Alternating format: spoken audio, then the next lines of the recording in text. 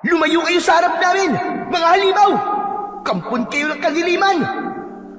Isang pagkakamali ang sinundan nyo kami. Hindi namin kayo maaaring buhayin dahil nakita na ninyo ang totoo naming itsura. Kayo ang hindi namin bubuhayin! Akala nyo ba ay matatakot kami sa inyo? Ikaw ang pumatay sa ama ko, kaya papatayin din kita! Hindi ako ganun kadaling patayin. Lahat ng mga nakakakita sa aming mukha ay nilalapa namin na parang baboy. Kaya humanda ka. Ito na ang katapusan nyo ng kaibigan mo. Ito na rin ang katapusan mo, halimaw ka! Mamamatay ka ng hayop ka! Ito ang nararapat sa'yo! Ang tikman ng talim ng itak ko! Magandang araw po sa inyong lahat. Ang kwento po sa araw na ito ay tungkol sa binatang si Carlos. Isang simpleng binata na nangarap na magkaroon ng sarili niyang negosyo. Ngunit sa isang iglap ay biglang nasukat ang katatagan niya sa hamon ng buhay. Dito niya makikilala ang isang matandang magtuturo sa kanya sa mutya ng ipo-ipong tubig laban sa lumalakas na puwersa ng kampon ng kadiliman. Magagawa kaya niyang pabagsakin ang pinuno ng mga aswang? Ano kaya ang kaya niyang itaya para sa kanyang pamilya? Sama-sama po natin pakinggan ang buhay ng binatang nakasisid sa mutya ng ipo-ipong tubig. Ngunit bago po ang lahat, mga idol, huwag po nating kalimutan mag-subscribe at i-hit ang notification bell sa aking YouTube channel na The Voice Addict at Apong Isaac para sa mas marami pang makapigil hiningang kwentong aswang at katatakutan mula sa mundo ng kababalagan. Umpisahan na po natin ang kwento. Ano na ang plano mo, Carlos, ha? Talaga bang yan na lamang ang gagawin mo? Ang maging tambay kasama ang mga kaibigan mo? Aba, maawa ka naman sa amin ng nanay mo. Ang gusto lang naman namin ay makapagtapos ka sa iyong pag-aaral nang hindi ka matulad sa amin ng nanay mo na walang narating sa buhay. Tay, alam naman po ninyong wala talaga akong hilig sa pag-aaral eh. Tama na po itong nakakabasa ako at nakakapagsulat. Bakit pa po ba ako mag-e-enroll sa kolehiyo? Gastos lang po yun eh. Para hindi ka matulad sa akin, anak. Isang hamak na mangingisda lamang na walang narating sa buhay. Isang kahig isang tuka na parang wala na katapusan ng paghihirap. Hindi ko rin pinakinggan ang aking ama noon. Sa halip, nagrebelde pa ako sa kanya. Sinisi ko siya sa pagkamatay ng lola mo. Tignan mo ako ngayon. Oh, nasan ako? Heto, bumagsak sa pagiging mangingisda. Eh di sana nag-aral kayo mabuti nun. Hindi yung ako nalang palagi ang nakikita nyo. Sana, buhay nyo muna ang isipin nyo. Saka yung pagre-rebelde po nyo. Kayo po ang pumili nun. Magkaiba po tayo ng kapalaran, tay. At kahit kailan, hindi ko po gagayahin ang hanap buhay nyo. Magsisikap po ako para sa sarili ko. Kahit hindi ako makapagtapos ng kolehiyo. Sumasagot ka na, ha? Yan ang mga natututunan mo sa pagsama-sama mo sa mga kaibigan mo. Ang mga tuwiran sa akin ng palpak. Ikaw lang naman ang iniisip ko. Dahil hindi habang buhay, magkakasama tayo. Paano kung wala na kami? Paano ka na? Mapapakain ka ba ng mga kaibigan mo? Tay, pwede ba? Nasa harapan po tayo ng pagkain, oh. Hindi ko po nalalasahan ang ulam natin eh. Dahil sinisermonan niyo ako eh. Isa pa, mabuti pong tao mga kaibigan ko. Sila lang alam po nakakaintindi sa akin eh. Kaya wag niyo na po silang pakialaman. Hindi niyo po ako mapipilit na gawin ang gusto niyo. Sarili ko naman po ito eh. Ako naman po ang mahihirapan eh. Ba't talagang wala ka ng galang sa akin, eh? Hindi ko na alam ang gagawin sa iyong bata ka. Kapag nagkapamilya ka na, malalaman mo rin kung bakit ako nagkakaganito sa'yo. At hanggang nasa poder kita, ako pa rin ang masusunod sa pamamahay na to. Kaya kung ayaw mong itakwil kita, magpatuloy ka sa pag-aaral mo. Dahil yun lang ang maipamamana namin sa'yo. Ligtik na buhay ito. Ikaw na umubos niyan. Nawalan na ako ng gala kumain. Teka tay, sandali lang po. Saan kayo pupunta? Saan pa? Di sa dagat. Kailangan ko manghuli ng isda para sa gamot ng nanay mo. Kung ikaw lang naman din ang aasahan ko wala. Mamamatay tayo sa gutom. Mahirap talaga magkaroon ng anak na batugan. Grabe naman po kayo sa batugan, tay. Mas matatanggap ko pa po kung sinabi niyo pong tamad Hindi masakit sa tenga. Hayaan niyo po. At kapag nakahanap na ako ng trabaho, babayaran ko po kayo sa lahat ng ginastos niyo sa akin. Saka, alam naman po ninyo kung ano ang gusto ko di ba? Ang makapagpatayo ng negosyo. Para wala akong amo at ako ang masusunod. At kapag nakaipon na ako, kayo rin naman po makikinabang sa lahat ng kikitain ko Negosyo. Kailan ka pa magkakaroon ng negosyo? Tambay ka nga. Hindi negosyo o trabaho ang gusto ko marinig dyan sa bibig mo, kundi ipagpatuloy mo ang pag-aaral mo. Hindi ka magiging negosyante kung wala kang pinag-aralan. Sana lang hindi mo pagsisiyan ang ginagawa mo sa buhay. Aalis na ako. Bantayan mo nanay mo. Kung kailan naman pong gabi na saka pa kayo aalis. Hindi na sinagot ni Mang Greg ang pagmamaktol ng may 18 taong gulang na si Carlos.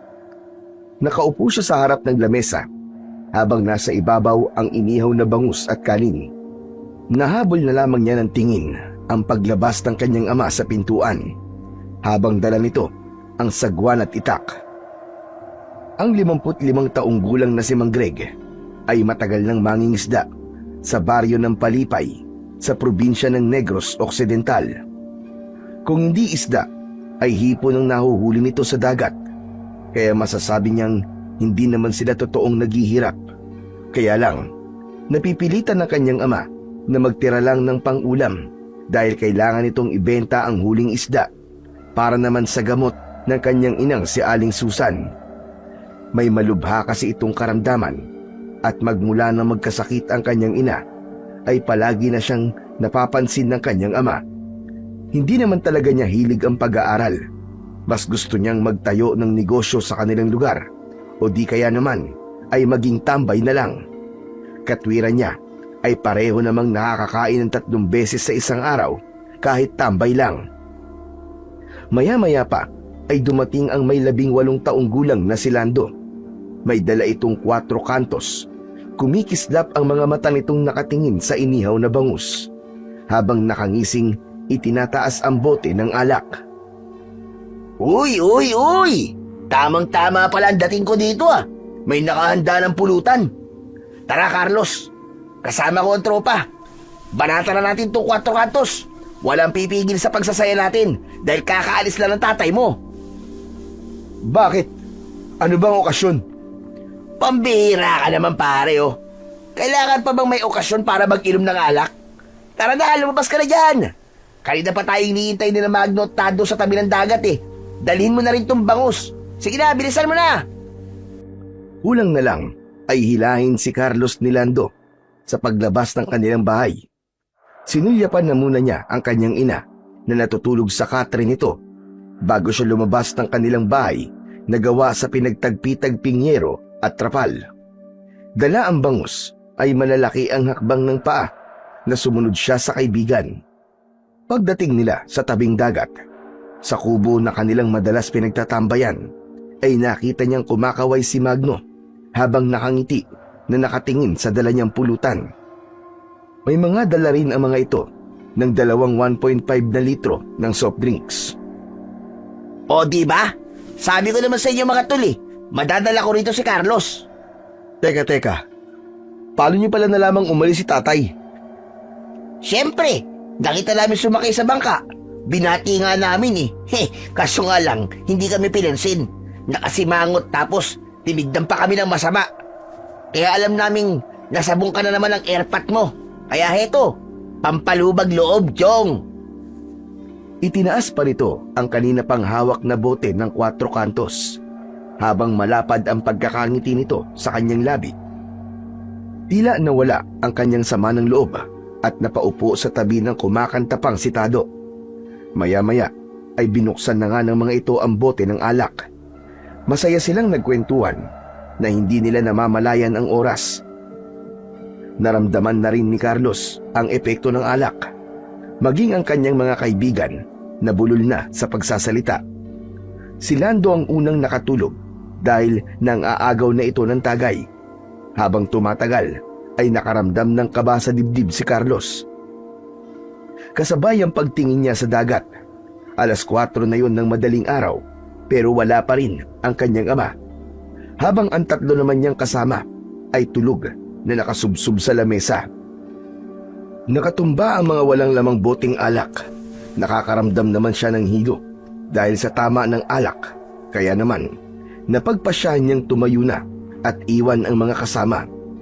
Naglakad siya pa uwi sa kanilang bahay habang nadatnan niya ang kanyang ina na nakaupo sa labas ng kanilang balkonahe. Iyakap nito ang payat nitong katawan at bakas sa muka ang pag-aalala. Aba, Nay, maaga pa. Bakit gising na po kayo? Napahawak si Aling Susan sa dibdib nito at sinabi ng kanyang ina na bigla raw itong kinabahan at gustong makita ang kanyang ama. Natatandaan na bigla rin siyang kinabahan kanina pero binaliwala niya yon dahil hindi naman masama ang panahon. Huwag po kayong mag-alala, Nay. Maya-maya lang po uuwi na rin po yun si tatay. Baka maraming huli po kaya hindi ka agad nakauwi. Umiling-iling si Aling Susan habang bakas sa muka ang takot. Nakatanaw pa rin ito sa dalampasigan. Ngayon lang daw nahuli ng dating ang kanyang ama. Dahil may huli man daw ito o sa wala, pagpatak ng 4:00 ng madaling araw ay umuuwi na kagad ito.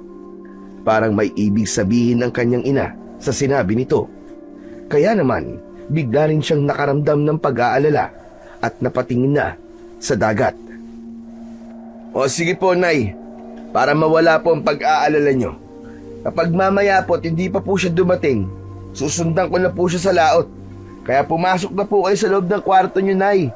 Bawal po sa inyo malamigan eh. Hindi ipinapahalata ni Carlos ang kanyang pag-aalala para sa kanyang ama. Ayaw niyang mas lalong mag-isip ang kanyang ina. Inalalayan niya itong pumasok sa loob ng bahay. Saka inabutan niya ng maiinom na tubig. Ipinagluto niya na rin ito ng agahan. Saka naghanda ng sagwan at itak para sundan ang kanyang ama sa dagat. Nadatnan niya sa kubo na nagising na si Lando at wala na sina Tado at Magno. Nakaalis na ang mga ito. Gulat na napatingin si Lando sa hawak niyang sagwan, maging sa sukbit niyang itak habang nakakunot ang noo nito. O pre, saan ba pupunta? Susundan ko si tatay sa laot. Dapat kasi nakauwi na siya ngayon eh.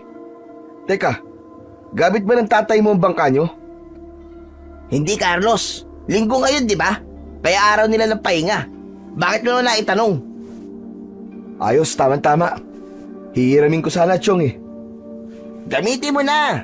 Ang mabuti pa kaya samahan na lang kita. Total wala naman akong ginagawa sa bahay Isa pa, ayaw ko malaman ng mga magulang ko na uminom na naman ako kagabi.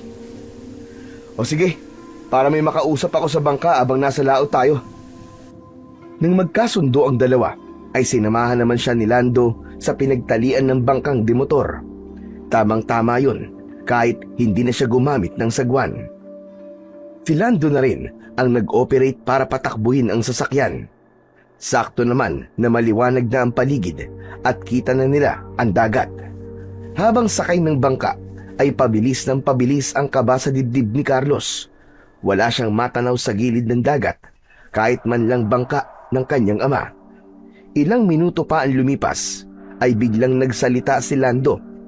Tumigil sila sa gitna ng laot at kinuha nito ang kapirasong tabla ng kahoy na nakalutang sa tubig.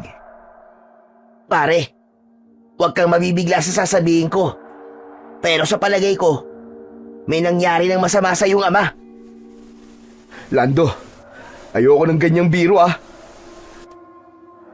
Ipinakita ni Lando ang hawak nitong kapirasong tabla at pamilyar sa kanya ang kulay ng pintura nito. Maging ang mga letrang nakasulat sa kahoy, siya ang may gawa nun. Nanginginig ang kanyang mga kamay na hinawakan ang iniabot sa kanya ni Lando na kapirasong tabla. Pre, kapirasong kahoy ng bangka ng iyong ama. Carlos, sa tingin ko, nasira ang kanyang bangka. Paano namang masisira yun? Wala namang bagyo o malakas na hangin kagabi ah. Saka baka nakaligtas si tatay. Marunong lumangoy yun eh. Sumasali pa nga yun sa mga patimpalak sa eskwelahan dati sa pabilisan ng paglangoy. Kaya imposibleng may nangyaring masama sa kanya. Hindi ang bilis sa langoy ang pinag-uusapan natin dito, Chong. Kundi ang disgrasyang sinapit ni Mang Greg. Ang mabuti pa, hanapin natin si Mang Greg at baka nagpapalutang-lutang lang siya sa tubig at kailangan niya ng tulong natin. Tila gusto ng paliparin ni Carlos ang sinasakyan nilang bangka para mahanap ang bangka ng kanyang ama. Panay din ang linga niya sa paligid. Umaasa siyang makikita ang kanyang ama. Para nang binabayo ng maso ang kanyang dibdib dahil sa labis na pag-aalala. Maya-maya pa ay isa pang kapirasong tabla ang nakita ni Carlos na lumulutang sa tubig. Bumilis ang tibok ng kanyang puso habang naluluwa sa takot. Nanginginig ang kanyang labi at kamay sa pagdampot sa tablang nakalutang sa ibabaw ng tubig. Umagos ang masagana niyang luha sa kanyang pisngi nang makita ang bahid ng dugo sa tabla na hawak niya. Tila napansin ni Lando ang biglang panginginig ni Carlos, kaya't lumapit ito sa kanya habang nakapatay ang makina ng bangka. Chong, kalma lang. Umaasa pa rin akong walang nangyaring masama kay Mang Greg. Diyos ko, ang ama ko. Diyos ko. Tay! Tay, nasan ho kayo? Sumagot kayo sa akin, Tay! Pasalampak na naupo si Carlos sa kanilang bangka. Pakiramdam niya ay biglang nanghina ang kanyang mga tuhod habang hinahaplos niya ang sariwang dugo sa tabla at ipinakita niya yon sa kanyang kaibigan. Saglit itong natigilan at namutla rin ang labi habang nakatingin sa daliri niyang may dugo. Nako, masama nga ito. Mukhang bago lang ang sariwan dugo ah. Sigurado ka bang dugo yan ni Mang Greg?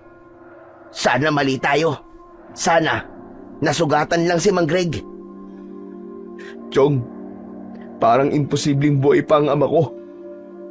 Alam naman natin na matagal nang kumukuha ng buhay ang dagat na to eh. At hanggang ngayon ay hindi pa rin alam kung anong klaseng nilalang ang pumapatay sa mga mangingisda. At ngayon naman natsyempuan ng ama ko. Tumigil ka nga, Carlos. Huwag ka mag-isip ng mga ganyan. Buhay si Mang Greg. Ipagdasal na lang natin na walang nangyaring masama sa iyong ama. Tara na, hanapin natin siya. Buong araw ay hinanap nila Carlos at Lando si Mang Greg. Subalit nabigo sila. Tanging ang mga piraso lang ng kahoy ang nakikita nilang nakalutang sa tubig. Hanggang sumapit ang 5:00 ng hapon. Napagod na sila sa paghahanap. Idagdag pa ang panghihina ng kanilang katawan nang dahil sa labis na gutom. Kaya't ipinasya nilang dalawa na umuwi na lamang. Pagdating nila sa dalampasigan ay nakita nilang nakatayo si Aling Susan. Naghihintay ito sa kanya habang nakatalokbong ng tuwalya ang ulo nito. Halos maluwa ang kanyang ina nang makitang hindi nila kasama si Mang Greg. Pagbaba pa lang sa bangka ni Carlos ay hindi na napigilan ng binata ang hindi maluwa. Niyakap niya ng mahigpit ang kanyang ina at ibinalita ang mga nakita nila sa dagat. Halos mawalan ito ng malay nang ipakita niya ang tabla na may sariwang dugo. Humagulgol ito ng iyak at napaupo sa buhangin. Nay, tama na. Makakasama po sa inyo yan eh. Alis na muna ako, Carlos. Nakikiramay ako sa nangyari sa ama mo. Tinapik ni Lando ang balikat ni Carlos bilang pagpapakita ng pakikiramay sa nangyari sa kanyang ama. Habang hawak naman niya ang nanlalamig na kamay ni Aling Susan. Wala itong tigil sa pag-iyak habang hawak ang dibdib. Itinulak nito ang kanyang kamay at tumalikod sa kanya. Sinabi nitong kasalanan niya kung bakit napahamak ang kanyang ama. Narinig nitong nagtalo sila ni Mang Greg, kaya naisipan nitong umalis na lang at dahil sa sama ng loob, kaya raw ito napilitang mangisda. Kaya siya ang sinisisi nito sa nangyari sa kanyang ama. Nang marinig niya yon mula sa kanyang ina, ay para siyang paulit-ulit na sinasaksak ng kutsilyo sa kanyang dibdib. Oo na po! Kasalanan ko na po ang lahat. Wala akong kwentang anak. Pero Nay, ama ko po ang nawala. At higit na mas masakit sa akin yun. Idagdag pa po ang paninisi niyo sa nangyari sa kanya. Pero sana, nakaligtas siya at may nakakuha sa kanya. Dahil kapag totoong namatay si tatay, hindi ko mapapatawad ang sarili ko. Mas nilakasan pa ni Aling Susan ang pag-iyak habang nakatalikod pa rin sa kanya. Ramdam na ramdam niya ang galit ng kanyang ina para sa kanya. Talagang siya ang sinisisi nito sa pagkawala ni Mang Greg.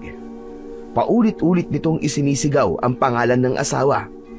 Inalalayan niya itong tumayo para iuwi sa kanilang tahanan. Pero hindi ito nagpahawak sa kanya. Sa halip, nauna itong maglakad papunta sa bahay nila. Sinundan na lamang niya ito habang pinagmamasdan ang pagtaas at pagbaba ng balikat nito. Nang makarating sila sa bahay, ay pumasok kagad si Aling Susan sa silid nito at tumiga sa katre patalikod sa kanya. Parang ayaw siya nitong makita. Nay, babalik po ako sa dalampasigan para hanapin muli si tatay. Baka po may nakakita kay tatay. Huwag na po kayo lumabas ng bahay at baka lalo po kayo magkasakit. Iniwan niya si Aling Susan habang panay pa rin ang pag-iyak nito. Halos patakbo siyang bumalik sa tabing dagat. Nang maramdaman ni Carlos ang buhangin sa kanyang talampakan, ay sakalang pumatak ang kanyang mga luha. Pinagsisihan niyang pinainit niya ang ulo ng kanyang ama, kaya napilitan itong umalis. Para nang sasabog ang kanyang dibdib dahil sa galit niya sa kanyang sarili. Nakakuyom ang kanyang kamao na nakatanaw sa laot. Bumalik ang kaibigan niyang si Lando, kasama sina Magno at Tado. Kasunod ng mga ito, ang kapwa mangingisda ni Mang Greg para hanapin ulit ang kanyang ama sa laot. Siya naman ay nagpaiwan sa tabing dagat dahil umaasa siyang may nakakuha sa kanyang ama at dito na lamang niya ito hihintayin. Nagpaiwan si Lando para samahan siya. Mas kailangan mo ngayon maging matatag, Chong. Mahahanap din nila ang tatay mo. Paano kung hindi, Lando? Hindi ko mapapatawad ang sarili ko kapag may nangyaring masama sa ama ko. Hindi mo kailangan sisihin ang sarili mo, Chong. Walang may gusto sa mga nangyari. Hindi pa nga natin alam kung ano ang totoong nangyari kay Mang Greg eh. Hanggat wala pa tayong nakikitang katawan, hindi natin masasabing patay na siya. Isang malalim na buntong hininga ang pinakawalan ni Carlos habang nakatingin lang sa dagat. Mabilis na lumipas ang 3 araw, pero ni anino ni Mang Greg ay wala nang umuwi sa kanilang tahanan. Palagi nang naglalasing si Carlos dahil hindi niya matanggap ang nangyari sa kanyang ama. Niwala siyang paglalamayang katawan para sana makahingi ng tawad dito. Si Aling Susan naman ay hindi na rin umiinom ng gamot. Palagi na itong nagkukulong sa kwarto at hindi siya kinakausap. Kaya isang gabi ay lumapit na siya rito. Humingi siya ng tawad sa kanyang ina. Mahaba ang ginawa niyang pagsasalita, pero ni isang tugon ay wala siyang narinig mula rito. Nanatili itong nakatalikod sa kanya ng higa. Katabi ang lumang gasera na nakapatong sa lamesa, malapit sa higaan nito. Nay, patawarin niyo po ako. Umaasa po akong babalik si tatay na hindi pa siya patay. Dahil sa ginawa ko, kaya po siya napahamak. Nay, kausapin niyo naman po ako. Ipinagluto ko po kayo ng paborito niyong ulam. Sige na, Nay, kumain na po kayo. Sabayan niyo po ako sa pagkain. Hindi sinagot ng kanyang ina ang mga sinasabi niya. Napatitig siya sa likod nito at bumubundol ang kaba sa kanyang dibdib nang mapansin na tila hindi na ito humihinga. Para siyang mababaliw na mabilis nitong nilapitan ang nanay niya at itinihaya ng higa. Dilat ang mga mata nitong hindi na humihinga. Para siyang nauupos na kandila sa labis na sama ng loob nang matuklasang patay na ang kanyang ina. Nay! Nay! Hindi ito totoo. Gumising kayo, Nay! Huwag niyo akong iiwan. Kasalanan ko lahat, Nay. Sisihin niyo po ako. Nay, hindi pa kayo patay. Diyos ko. Nay! Maigpit na yakap sa kanyang ina ang ginawa ni Carlos para siyang mababaliw sa mga nangyari sa kanya. Sa isang iglap, naulila siya sa kanyang mga magulang na hindi man lang niya naiparamdam sa mga ito kung gaano niya ito kamahal. Paulit-ulit siyang sumigaw habang humahagulgol sa pag-iyak.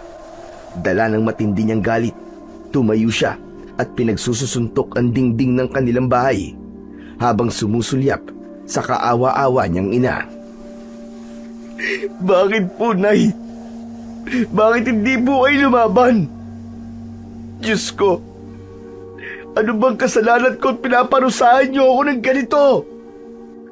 Nilapitan niyang muli ang kanyang ina at nanginginig ang kamay na ipinikit niya ang mga mata ni Aling Susan. Saka binalot ng kumot ang katawan nito at muling umiyak habang yakap ang matigas na nitong katawan. Naririnig niya ang yabag ng mga paa ni Lando at naabutan siyang umiiyak habang yakap pa rin si Aling Susan. Pre, ano nangyari? Patay na si Nanay, pre. Iniwan na niya ako. Paano na ako? Wala na akong mga magulang. Diyos ko, ano nangyari? Ba't nagkaganyan lang yung ina? Hindi ko siya naalagaan, Lando. Kasalanan ko lahat. Masama akong anak. Ako ang pumatay sa mga magulang ko. Carlos, ano ba? Huwag mo sabihin yan. Walang may kasalanan sa mga nangyari sa iyong mga magulang. Ang kailangan mo ngayon ay magpakatatag. Huwag kang panghinaan ng loob. Halos mabingi si Carlos sa sarili niyang boses habang sumisigaw at humahagulgol ng iyak. Naramdaman niya ang paglapat ng kamay ni Lando sa kanyang balikat, maging ang mga bagong dating na Sinatado at Magno na nakikiramay sa nangyari sa kanyang ama at ina. Ang taong bayan at kapwa mangingisda ng kanyang ama ang nagtulong-tulong para mabigyan ng maayos na burol ang kanyang ina. Hanggang sa mailibing ito, hindi siya iniwan ng kanyang mga kaibigan, lalong-lalo na si Lando, na hindi umalis sa kanyang tabi. 2 araw ang lumipas mula nang mailibing ang kanyang ina, ay nanatili na lamang si Carlos sa kubo na madalas nilang pagtambayan ng kanilang mga kaibigan. Hawak niya ang bote ng alak at tinutunggayon habang nakatingin sa dagat. Masaganang luha ang umagos sa humpak niyang pisngi, habang ang kanyang mga mata ay nangingitim na rin ang paligid. Wala siyang maayos na tulog. Wala ring gana sa pagkain. Parang hindi niya nalalasahan ang pagkain. Araw-araw siyang umiinom gamit ang pera na natira sa abuloy ng kanyang ina. Gusto na rin niyang mamatay. Ayaw niya nang umuwi sa kanilang bahay dahil naaalala lamang niya ang naging kasalanan niya sa kanyang mga magulang. Maya-maya pa ay naramdaman niya na parang may nakatingin sa kanya. Nahagip ng kanyang mga mata ang matandang nakatayo sa gilid ng puno ng nyog. Pero nagtago ito nang dumating ang kanyang kaibigang si Lando. Wala itong imik na naghahanda ng pagkain sa ibabaw ng lamesa. O Chong, kumain ka na. Huwag mong parusahan ang sarili mo, pambihira ka naman oh. Mas malulungkot lamang ang mga magulang mo niyan dahil sa pinaggagawa mo Iwan mo na ako, Chong. Hindi ako kakain. Sige na. Umalis ka na. Sira na ba ang ulo mo? Nandito ako para tulungan ka, kaya tulungan mo rin ang sarili mo. Paano kung may pumatay talaga sa iyong ama? Hindi mabibigyan ng hustisya ang pagkawala niya kung susuko ka na lang bigla. Sinabi ng layuan mo na ako eh. Ang tigas ng ulo mo ah. Pabayaan mo na ako. Gusto ko nang mamatay. Isang malakas na suntok ang dumapo sa mukha ni Carlos. Bumagsak siya sa buhangin at nabitiwan niya ang bote ng alak. Nahalip na tumayo ay napahagulgul siya ng iyak. Hindi niya kaya ang sakit. Ang sakit sa pagkawala ng kanyang mga magulang. Sana nga, ganun kadali na pabayaan ka. Pero Chong, para na kitang kapatid eh. Kaya hindi kita lalayuan. Hindi kita susukuan. Huwag kang duwag. Lumaban ka sa hamon ng buhay. Kahit para man lang sa mga magulang mo. Kung totoong nagsisisi ka sa pagkawala ng mga magulang mo, ipakita mong matapang ka. Bigyan mo ng direksyon ng buhay mo. Lando, hindi ko kaya ang sakit eh. Ang sakit-sakit talaga. Pakiramdam ko kasalanan ko ang lahat. Wala man lang akong nagawa. Hindi ko nasabing mahal na mahal ko sila. Kahit ang paghingi ng tawad sa ama ko, hindi ko nagawa. Lando, parang sasabog ang dibdib ko. Hindi ko na talaga kaya. Anak nang, tumayo ka nga riyan. Huwag mong parusahan ang sarili mo. Wala kang kasalanan. Kung gusto mong ipakitang mahal mo sila, mahalin mo ang buhay na ibinigay nila sa'yo. Salip, tuparin mo mga pangarap nila para sa'yo. Hindi dapat na huminto ang pag-ikot ng mundo mo. Kaya mo to, Chong. Lumaban ka. Mahalin mo ang buhay mo. Akma na sanang tatayo si Carlos nang bigla silang makarinig ng kakaibang tunog mula sa dagat. Tanging ang liwanag lang ng bilog na buwan ang nagsisilbi nilang tanglaw sa dalampasigan. Kaya naman, napabangon ng mabilis si Carlos at napatanaw sa dagat. Pero wala naman siyang nakikitang nilalang na pinagmumulan ng ingay. Muling naulit ang paghuni ng hayop mula sa dagat. Maya-maya pa ay napaatras ng hakbang ang magkaibigan papasok sa kubo. Kitang-kita nila ang pag-ahon ng malaking pugita mula sa tubig. May dala itong putol na katawan ng tao at walang ano-ano ay nilapa nito sa harap nila. Habang hindi napapansin ang nakatayong sina Lando at Carlos, pakiramdam ni Carlos ay hindi na siya humihinga ng mga sandaling yun. Takot na takot sila sa anyo ng nilalang na nilalantakan ang katawan ng isang lalaki habang naririnig nila ang tunog ng pagmuya nito. Chong, anong nilalang yan? Diyos ko, hindi kaya siya ang halimaw na pumapatay sa mga mangingisda, maging sa tatay mo? Ganyan din ang tumatakbo sa isip ko ngayon, Chong. Ngayon alam ko na, may posibilidad na yan ang pumatay sa aking ama. Anong gagawin natin? Baka mapansin niya tayo dito. Madilim sa kinatatayuan natin. Hihintayin natin siya matapos. Baka may kasamahan pa yan eh. Umalis na tayo rito, Chong. Humingi na tayo ng tulong sa mga kababaryo natin. Sandali lang, Chong. Tignan mo. Parang may mga padating pang nilalang mula sa dagat. Halos manlaki ang mga mata ng magkaibigan nang mula sa tubig ay umahon ang 4 na halimaw na mukhang pugita. Nakakalat ang 8 nitong galamay sa buhangin habang pinagsasaluhan ang katawan ng biktima. Hindi pa rin natatapos ang kanilang takot. Nang maubos ang pagkain ng mga ito, ay nagbago ang mga anyo nito.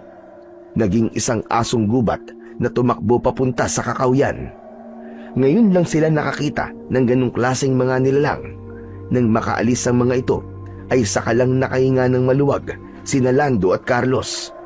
Nangihina ang kanilang mga tuhod na napasalampak sa upuan na gawa sa kahoy. Ang mabuti pa, susundan ko sila. Gusto kong malaman kung saan sila nakatira. Magbabayad sila sa ginawa nila sa ama ko. Tumigil ka nga. Hindi ba sapat sa'yo mga nakita natin kung gaano sila kapanganib? Hindi sila mga ordinaryong nilalang. Diyos ko, ngayon lang talaga ako nakakita ng pugita na may kakayahang mag-anyong asong gubat. Baka nga, Isa sila sa mga tao na nakakahalubilo natin nang hindi natin namamalayan. Susundan ko sila, Lando. Hindi ako matatahimik hanggat hindi ko nalalaman kung anong klaseng mga nilalang sila. Hindi na nga nagpapigil si Carlos. Kinuha niya ang kanyang itak sa ilalim ng bangko. Saka mabilis siyang tumakbo, pasunod sa mga asong gubat, papunta sa kakahuyan. Habang tinatahak niya ang daan, ay naramdaman niya na sumunod na rin sa kanya ang kaibigang si Lando. Anak ng, ang kulit mo! Mapapahamak lang tayo sa ginagawa natin to eh. Huwag kang maingay. Baka mapansin nila tayo. Sinundan ni Carlos ang ingay ng mga asong gubat habang umaalulong ang mga ito. Hindi nila namamalayan na malayo na ang kanilang natatakbo sa kakasunod sa mga asong gubat. Maya-maya pa ay napansin nila na may pinagkakaguluhan ng mga ito sa damuhan. Mula sa kanilang pinagtataguang puno ay tanaw nila ang mga ito habang nilalapa ang katawan ng usa. Sarap na sarap ang mga ito sa paglantak sa lamang loob ng kaawa-awang hayop. Akma na sanang tatayo si Carlos para sana mas lumapit pa sa mga asong gubat nang bigla nilang narinig ang pag-angil sa kanilang likuran. Dahan-dahan silang lumingon at sinundan ang pinagmumulan ng pag-angil. Ganun na lamang ang panlalaki ng kanilang mga mata nang makita ang dalawang kulay abong asong gubat. Nakangisi ang mga ito habang nakalitaw ang malalagari nitong mga ngipin. Tumutulo ang malalapot nitong laway habang ang mga mata ay parang nagbabagang apoy. Biglang tumayo ang asong gubat at nagsapugita ito. Pinaluputan ng galamay nito ang bewang ni Lando sa kapakaladkad na hinila ito sa lupa. Ah! Carlos! Carlos, tulungan mo ako! Huwag ka matakot, Chong! Ililigtas kita! Nilapitan ni Carlos ang galamay na nakapalupot sa bewang ng kanyang kaibigan at ubod lakas niyang kinagat yun. Humuni ang pugita dahil sa sakit at nabitiwan nito si Lando. Bumagsak ang kanyang kaibigan sa lupa. Kasabay ng paglingon sa gawi nila ng mga asong gubat na lumalapa sa usa. Biglang naramdaman ni Carlos ang maigpit na pagpulupot ng isang galamay ng isa pang pugita sa kanyang bewang. Katulad ng ginawa niya kanina, kinagat niya ito hanggang sa mabitiwan siya. Malangsa at mapait ang laman nito at nalalasak pa rin niya yun kahit nakawala na siya sa galamay ng halimaw. Takbo na pare! Takbo! Doon, Lando! Doon tayo magtago! Sa malagong halaman na yun! Itinuro ni Carlos ang halaman sa likod ng dalawang magkatabing puno. Doon sila nagtago habang nakasilip sa siwang ng malalapad na dahon. Kitang-kita nila na muling nagsaasong gubat ang mga ito habang inaamoy-amoy ang mga damo hanggang sa huminto ang mga ito sa tapat nila. Ganun na lamang ang kanilang gulat nang bigla silang luksuin ng mga ito. Nakagat sa binti si Carlos. Si Lando naman ay sa braso. Kaya sa pagbulwak ng kanilang mga dugo mula sa kanilang mga sugat ay mas lalong nagkagulo ang mga ito. Nag-aagawan sa kanilang dalawa. Lumakas din ang sigaw ni Carlos dahil sa sakit. Tulong! Tulungan niyo kami! Aray! Ang sakit! Layuan mo kami! Halimaw ka! Binunot ni Carlos ang kanyang itak at pinagtataga ang mga ito sa ulo. Napaatras ang mga ito nang makita ang sandata ni Carlos. Hindi niya kagad naalala ang itak dahil sa kanilang takot at pagkataranta. Kaya naman, naramdaman ni Carlos ang mabding sugat niya sa binti. Kitang-kita niya ang umaagos na dugo sa kanyang paa, maging ang dugo sa braso ng kaibigan. Paika-ika siyang lumapit sa mga umaangil na asong gubat.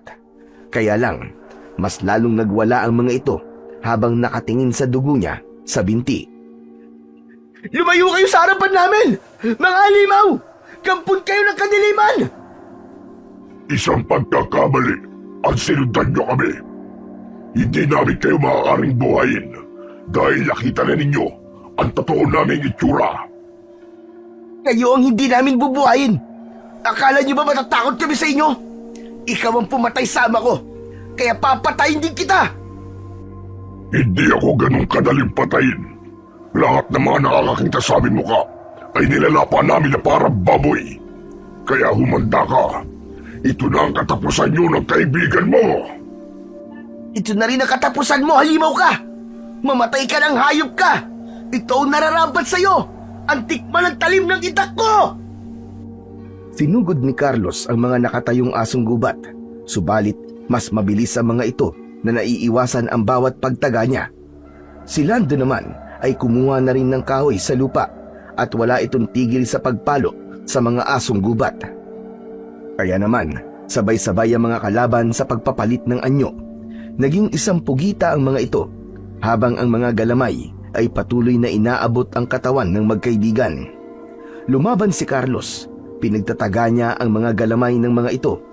Ang pinuno naman na nakausap nila ay napapaatras habang patuloy sa paghahanap ng pagkakataon kung paano silang mapapatay.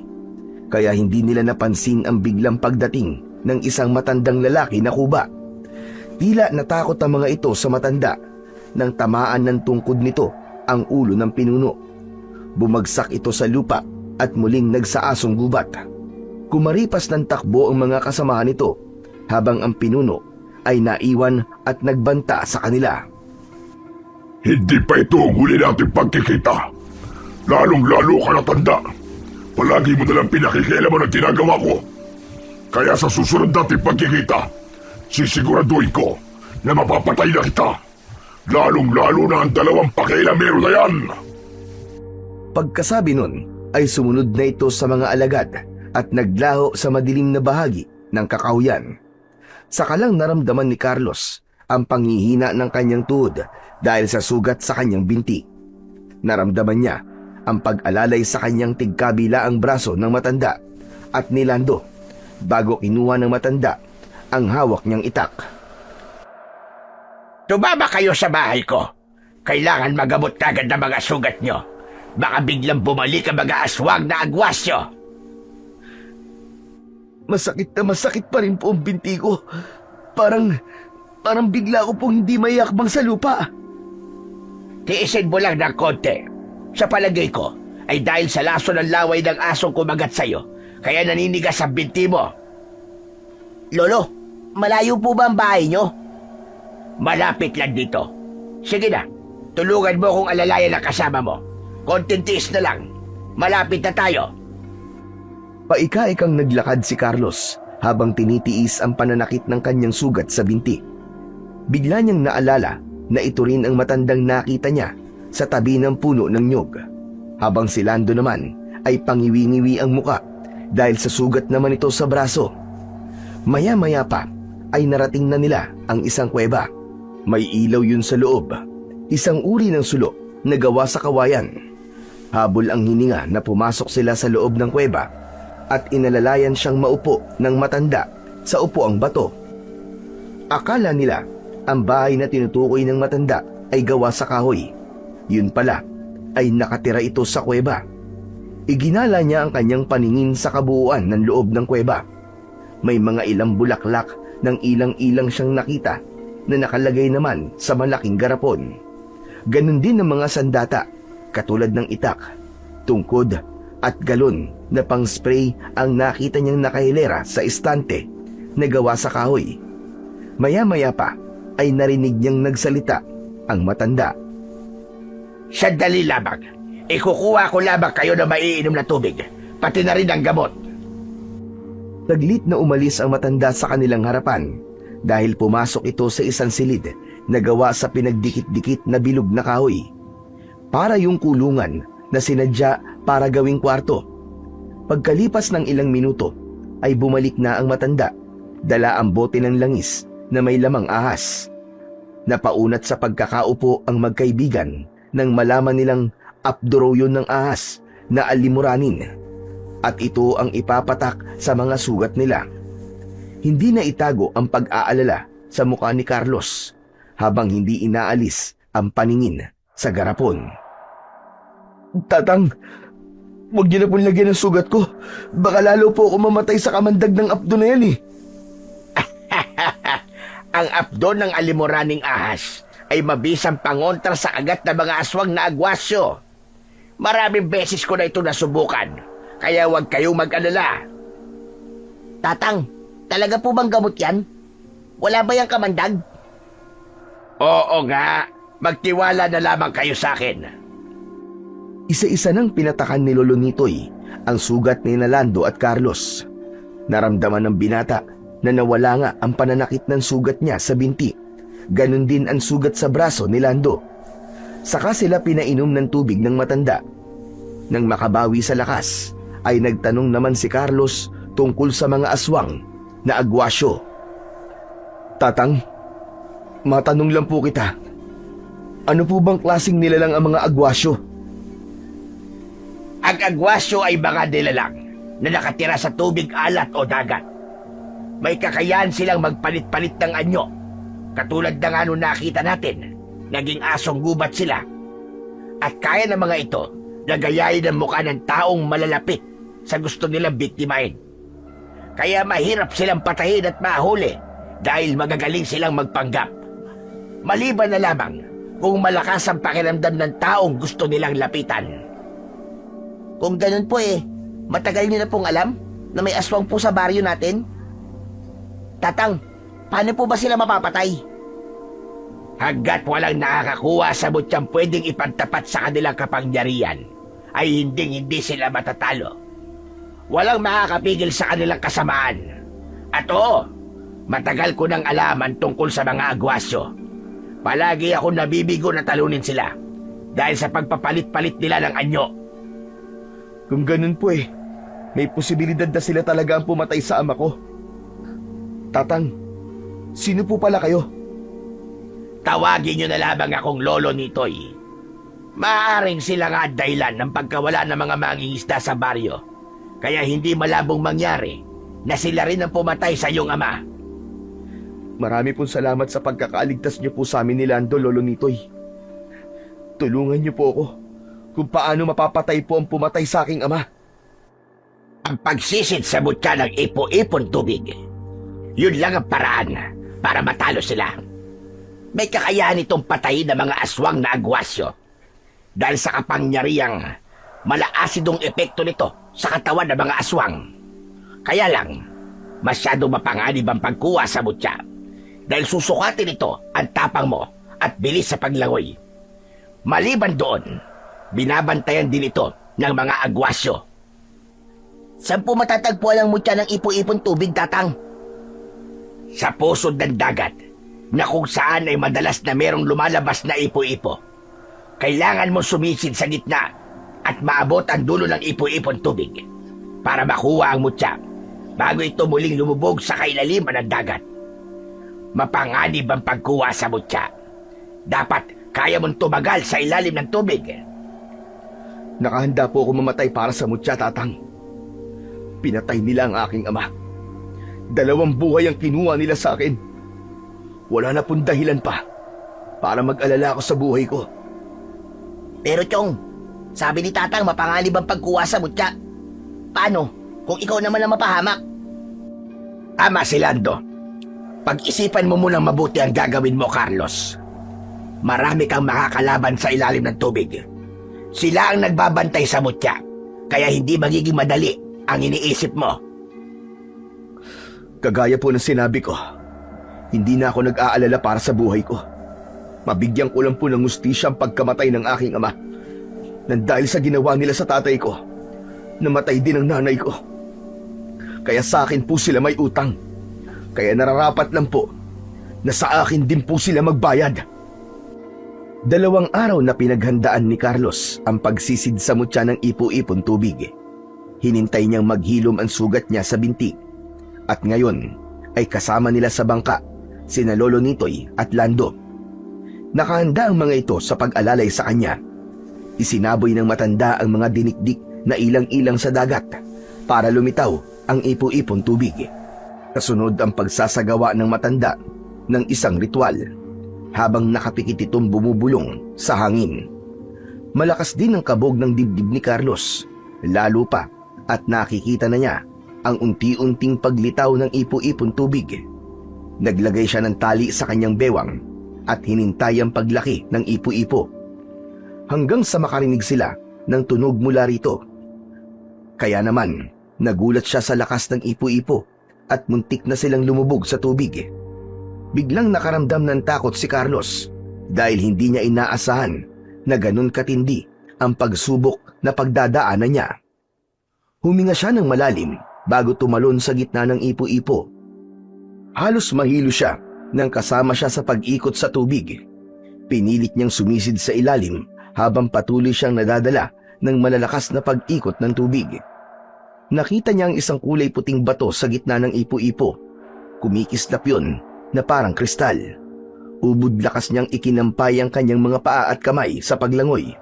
Saktong paghawak niya sa mutya ay muntik pa siyang kapusin ng hininga. Pabilis ng pabilis ang pag-ikot ng ipo-ipon tubig. Kasama siya at imbis palutang sa ibabaw ay parang mas lalo pa siyang inilulubog sa ilalim. Nilabanan niya ang malakas na puwersa ng tubig, kaya lang may biglang humawak sa kanyang paa. Kaya't nadala siya hanggang sa ilalim. Nakainom na rin siya ng tubig. At dahil sa takot, sinipa niya ang nilalang na nakahawak sa kanyang paa at ubod lakas na lumangoy papunta sa ibabaw.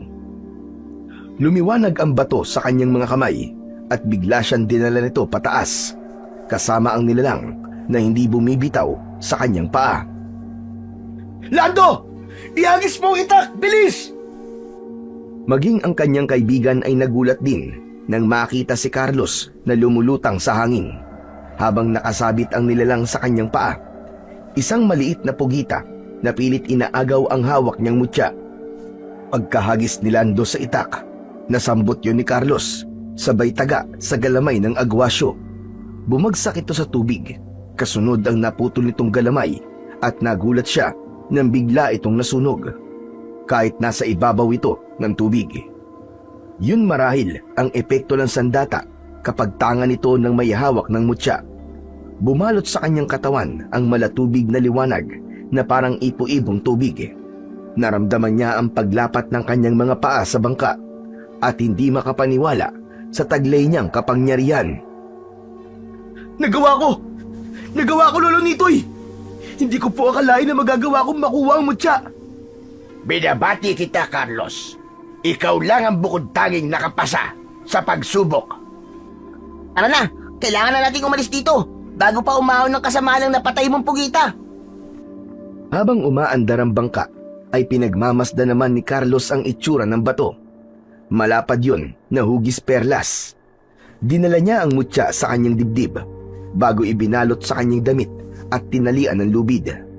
Mabilis ang takbo ng kanilang bangka at mula sa unahan ng kanilang sinasakyan ay humarang ang isang malaking pugita. Kinalog ng galamay nito ang bangka nila na parang gusto nitong ilubog sa tubig. Si Lolo Nitoy naman ay napakapit at nagbitaw ng orasyon at kitang-kita niya ang pagpasok ng kulay puting usok sa kanyang mutya. Kasunod ang pagkakaroon ng tubig sa palad ni Carlos at yun mismo ang ginamit niya panlaban sa pugita. Malaasido ang epekto nito sa katawan ng nilalang, kaya wala itong nagawa kundi ang palayain ang bangka nila. Mas lalo nilang binilisan ng pagpapatakbo sa bangka, habang si Carlos naman ay nagtataka at hindi makapaniwala sa mutya na nakuha niya. Nabuhay ang pag-asa niyang mabibigyan niya ng hustisya ang pagkamatay ng kanyang ama. Hindi niya namalayan na tumutulo na pala ang mga luha sa kanyang mga mata dahil sa kaligayahan. Pagbaba nila sa bangka at paglapat ng kanyang mga paa sa buhangin, ay dumiretso naman sila ni Lando sa bahay ni Lolo Nitoy. Pansamantala ay dito na muna siya titira habang hindi pa siya lubusang nasasanay sa pakikipaglaban gamit ang kanyang mutya. Pagsapit ng dilim ay muling lumabas ng kuweba sina Lolo Nitoy, Lando at Carlos para naman magsagawa ng pagtuturo ng orasyon sa pagpapatibay ng bisa ng mutya ng ipo-ipon tubig. Ngunit pagkatapos nitong magturo ng orasyon, ay muling nagsalita si Lolo Nitoy. Ano ang napansin mo, Carlos, sa kakayahan ng mutya ng ipo-ipon tubig? Iisa lang po napansin ko, Tatang. Para pong may lumalabas na tubig sa mga kamay ko at nang itinuro ko po sa kalaban, nagulat po ako na para pong naging asido nang tumama po sa katawan ng pugita. Kitang-kita ko po na umusok po ang katawan niya dahil sa nagliliwanag na tubig na lumalabas po sa palad ko. Alam mo bang, ikaw lang ang nakakakita sa malatubig na liwanag, Carlos. Ang aswang na agwasyo at ikaw lang ang nakakakita sa liwanag at kakayahan ng mutya. Tama ka. Ang ipo-ipon tubig ay nagtataglay ng malaasidong epekto sa katawan ng mga aswang. Kaya pagkatapos nilang makita ang ginawa mo sa kasamaan nila, mabubulabog sila sa kanilang tirahan para hanapin ka. Kaya po pala, biglang humuni ng malakas ang pugita ay dahil napapaso sila sa kapangyarihang taglay ng mutya. Pero hindi naman po sa lahat ng oras ay malakas po ang mutya. Siyempre po, may kahinaan din ang mutya, maging ang mga aswang na agwasyo. Hindi po ba, Lolo Nitoy? Ang mutya ng ipo-ipon tubig ay walang kahinaan. Nakadepende ito sa paggamit ng nagmamay-ari nito. Nakasalalay ang bisa ng mutya sa orasyong itinuro ko sa iyo kanina. At ang mga aswang naman ay isa lang ang kahinaan nila maliban sa mutya. Yun ay ang tubig tabang na maaari nilang mainom kapag sila ay nakikipaglaban. Kontra sa kanila ang bukal o buhay na tubig. Ngayon alam na po namin ang kahinaan nila. May pag-asa na tayong mapigilan ng pag-asik nila ng lagim. Hindi pa rin tayo pwedeng maging kampante sa kahinaan nila. Likas na mabangi sa mga agwasyo. Kailangan pa rin natin ang tulong ng dakilang lumikha at pagsasanay sa pamamagitan ng mutya. Pero tandaan mo, Carlos, simula pa lang ito ng laban. Ngayong alam na nilang ikaw ang nakakuha sa mutya, hindi ka nila tatantanan hanggat hindi ka nila napapatay. Bakit naman po? Dahil ang mutya ng ipo-ipon tubig ang nagsisilbi nilang buhay o banta sa kanilang kaligtasan. Kaya hindi sila makakapayag na mapuntayan sa'yo. Lalo pa at nakita na ninyo ang kanilang mga muka at tunay na anyo. Pagkatapos ng kanilang pag-uusap ng gabing yun, ay umalis na rin si Lando para umuwi sa bahay nito. Inilihim nila sa lahat ang tungkol sa mga aswang na agwasyo, maging ang pagkakapas lang sa lalaking naging biktima ng mga pugita. 3 araw ang lumipas nang muling pumutok ang balita tungkol sa isang nawawalang mangingisda. Kaya naman, maigpit nang ipinatupad ng kapitan ang malawakang pagroronda at karpyo sa buong baryo. Ito ay para maiwasan ang mas dumarami pang mga nawawalang tao. Maigpit na rin na pinababantayan ang dagat at wala nang sino man ang pinapayagang pumalaot sa dagat para mangisda, lalong-lalo na kung gabi. Lagi nang merong mga tanod na nakabantay sa dalampasigan at yun ang malaking pagkakamali na nagawa ng mga kawani ng barangay. Dahil sa walang pumapalaot sa dagat, walang naging pagkain ang mga aswang na agwasyo. Kaya naman, umahon ang mga ito sa tubig at nambiktima sa mga karatig baryo upang hindi mahalata ang mga ito. Kaya't isang araw, habang nag-iinuman ang magkakaibigan sa kubo, ay hindi nila napansin na oras na ng karpyo. Nahuli sila ng mga tanod at pinagalitan. Pero ang hindi alam ng mga ito, kasama sa plano ng magkakaibigan ang abangan ang paglitaw ng mga nilalang na nakatira sa dagat. Lalo pa at sina Magno at Tado ay hindi naniniwala sa mga ikinikwento ni Nalando at Carlos tungkol sa mga aswang na agwasyo. Pasensya na po, Kapitan. Napasarap po kasi ang pag-iinuman namin . Matagal na po kasing hindi kami nagkita-kita ng mga kaibigan ko. Uubusin lang po namin tong alak, Kapitan. Uuwi na rin po kami. Naniwala naman ang kapitan sa naging dahilan ng magkakaibigan. Kaya naman, pumayag itong ubusin ang kanilang alak sa lamesa. Kaya lang, hindi pa man ito nakakalayo sa kanilang kinatatayuan, ay biglang nakarinig sila ng mga sigawan ng mga tanod. Humihingi ang mga ito ng tulong sa kanila, kaya't mabilis na kinuha ni Carlos ang kanyang itak sa ilalim ng bangko, habang si Lando naman ay may dala ng tubig na tabang. Ang dalawa naman na sina Tado at Magno ay hindi na malaman ang gagawin, Dumampot ang mga ito ng bote ng alak na magagamit nito sa pakikipaglaban sa mga aswang. Patakbo silang lumapit sa pinagmumulan ng ingay at nagulat sila sa kanilang nadatnan. Tumambad sa kanila ang mga nakahandusay sa buhangin na putol na ang katawan, habang ang iba namang mga tanod ay gumagapang palayo sa mga nilalang. Habang sugatan ang katawan, sina Tado at Magno ang nagligtas sa mga sugatan na tanod, habang si Lando ay panay ang saboy ng tubig sa mga pugita na abala pa rin sa paglantak sa mga katawan ng biktima. Tila ginutom ang mga ito na parang sabik na sabik kumain ng karne ng tao. Lando! Tulungan mo si Kapitan! Ako nang bahala sa dalawang pugita na to! Nagpaserko-serko sa ere si Carlos para maiwasan ang mga galamay ng pugita na pilit na inaabot ang kanyang katawan. Bawat talunan niyang galamay ay tinataga niya yon ng itak hanggang sa maputol. Paraan niya yon para hindi makapagpalit ng anyo ang aswang. Inipon niya ang lahat ng kanyang lakas sa dalawang palad hanggang sa lumabas ang hindi nakikitang tubig sa kanyang kamay. Sa kanya itinulak sa hangin ang malaipo-ipong tubig, papalapit sa katawan ng pugita.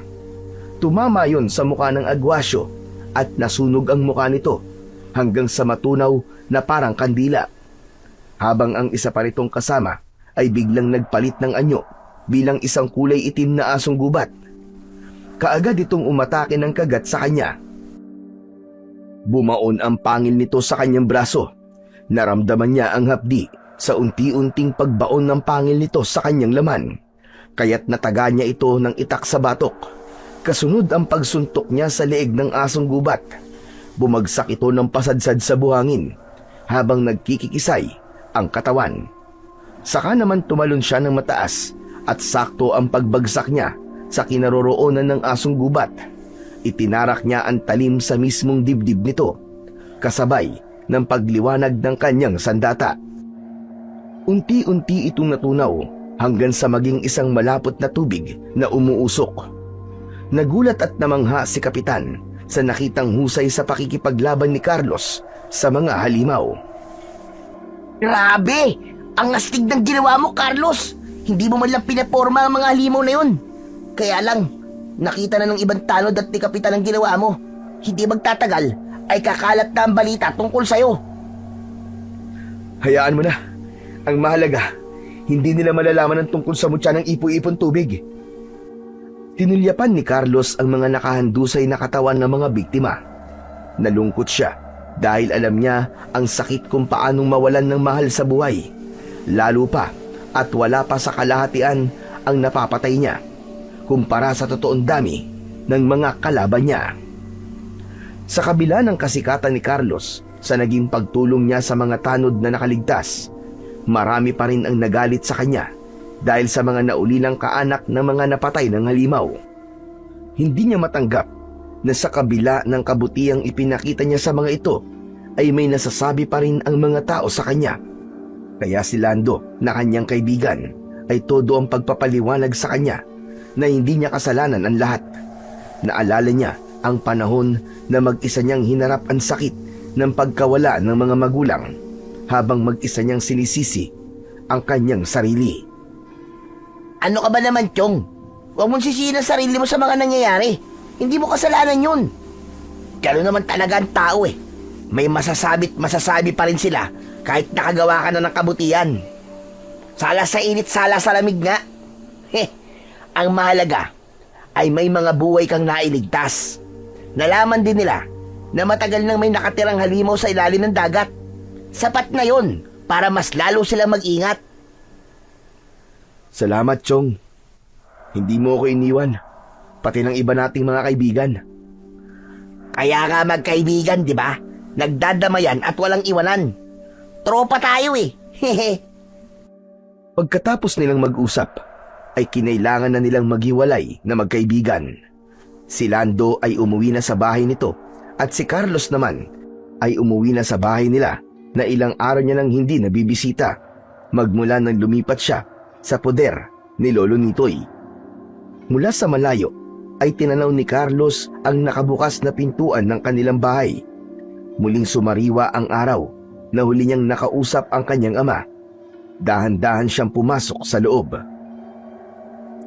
Hindi pala malalaman ang halaga ng mga magulang hanggang hindi sila nawawala. Hanggang ngayon, Tay, Nay, hindi ko pa rin matanggap na wala na kayo. Patawarin niyo po ako sa mga nagawa ko. Hindi ko po alam kung saan ako magsisimula. Hinawakan ni Carlos ang lumang lamesa. Naalala niya ang huling hapunan na nakasama niya ang kanyang ama. Kasunod ang paglapit niya sa higaan ng kanyang ina. Parang pinipiga ang kanyang dibdib sa labis na pangungulila sa kanyang mga magulang. Hanggang sa hindi na namalayan ni Carlos na tumutulo na pala ang kanyang luha sa kanyang mga mata. Dahil pagod ay hindi namalayan ni Carlos na nakatulog na pala siya sa lamesa habang nakayup-yup ang muka sa kanyang dalawang braso. Mahinang yugyug sa kanyang balikat ang nagpagising sa kanya. Kasunod ang boses ni Lolo Nitoy. May hawak itong tungkod na parang nanggaling ito sa malayong paglalakad. Butil-butil ang pawis nito sa noo at habol din ang hininga. Abay, naririto ka lang palang bata ka. Kanina pa kitang hinahanap.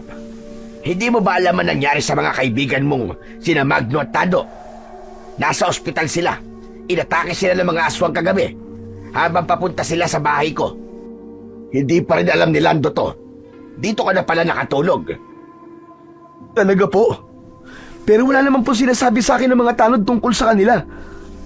Diyos ko, kasalanan ko po to, Lolo Nitoy. Kailangan ko na po yatang tugisin ang mga aswang na yon. Nagsisimula na nilang sakta ng mga kaibigan mo at ang mga taong malalapit sa'yo. Isa lang ang ibig sabihin nun. Kilala ka ng pinuno nila at lihim ka ng pinag-aaralan kung paano kanila pababagsakin. Huwag mong kalilimutan na may kakayahan silang mag-anyong tao para lang makihalubilo sa mga taga rito. Lolo Nitoy, paano ko po malalaman ang kanilang presensya kung sakali pong nasa anyo sila bilang tao? Mahirap silang maramdaman, Carlos, dahil nag-aanyo silang tao para makapagtago sa mga kalaban nila. Mauhuli mo lang sila sa sarili nilang bibig at kung paiiralin mo ang talas ng iyong pakinamdam. Tara, sumama ka sa akin. Maghihintay tayo sa pagdating ng mga aswang sa dalampasigan. Pagkakataon mo na ito para mabigyan ng katarungan ang nangyari sa iyong ama. Meron na akong patibong sa kanila. Hihintayin na lang nating dumilim ang paligid dahil sa gabi lang naman sila umaatake. Tatang, bakit niyo po ba ito ginagawa? Bakit po mabait kayo sa akin at tinutulungan niyo ako? Dahil anak ko si Greg. Totoo kitang apo, Carlos. At ang nangyari sa iyong ama, sa palagay ko ay kasalanan ko rin. Patawarin mo ko kung hindi ko kagad sinabi sa iyo kung ano ang totoo. Natakot akong baka hindi mo ko matanggap dahil sa mga nangyari sa iyong ama. Ano? Totoo po bang sinasabi niyo, Lolo? Pero wala po nababanggit sa akin si tatay tungkol po sa inyo. Kaya hindi ko po naisip na may lolo pa pala ako. Ang buong akala ko po patay na ho kayo. Nang mamatay ang lola mo dahil sa mga aswang na agwasyo, lumayo sa akin si Greg. Sinisi niya ako sa lahat. Nagrebelde siya. Hindi siya nag-aral at itinakwil niya ako bilang ama niya. Kaya lang malaman ko nangyari sa kanya. Aba, talagang hindi ko ba ipaliwanag ang sakit. Lihim kitang pinagmamasdan mula sa malayo hanggang sa nagkaroon ako ng pagkakataon na makalapit sa'yo. Patawarin mo ko, apo. Pero wala nang sasakit pa sa isang ama ang mamatayan ng anak. Hanggang ngayon, umaasa pa rin akong buhay si Greg na sana ay nakaligtas siya. Hindi ko po alam ang totoong kwento kung bakit po kayo kinamuhian ng ama ko. Pero isa lang po ang alam ko. Naging mabuti po kayo sa akin at tinulungan niyo po ako. Pinatiran niyo nga po ako sa bahay niyo doon po sa kuweba. Lolo Nitoy, wala pong dahilan para hindi ko po kayo tanggapin sa buhay ko. Salamat naman kung ganun, apo. Hindi ko akalain na matatanggap mo ko. Isang mahigpit na yakap ang naramdaman ni Carlos mula kay Lolo Nitoy. Ramdam na ramdam niya ang tuwa sa boses ng matanda habang yakap siya nito Pagkatapos ay bumitaw ito ng yakap sa kanya at nagpasya ng puntahan ang tabing dagat para sa binabalak nilang gawin. Lalabas na sana sila ng bahay nang biglang dumating naman ang humahangos na si Lando at ibinalita nito ang tungkol sa nangyari sa kanilang mga kaibigan. Nahuli ka na sa balita, Chong. Alam ko na nangyari sa kanila. Nasabi na sa akin ni Lolo Nitoy. Kasama na sina Magno at Tado sa mga taong bibigyan ko ng katarungan. Panahon na para pabagsakin ko mga aswang. Sasama ako sa'yo, Carlos. Walang iwanan. Laban ng isa. Laban natin magkakaibigan.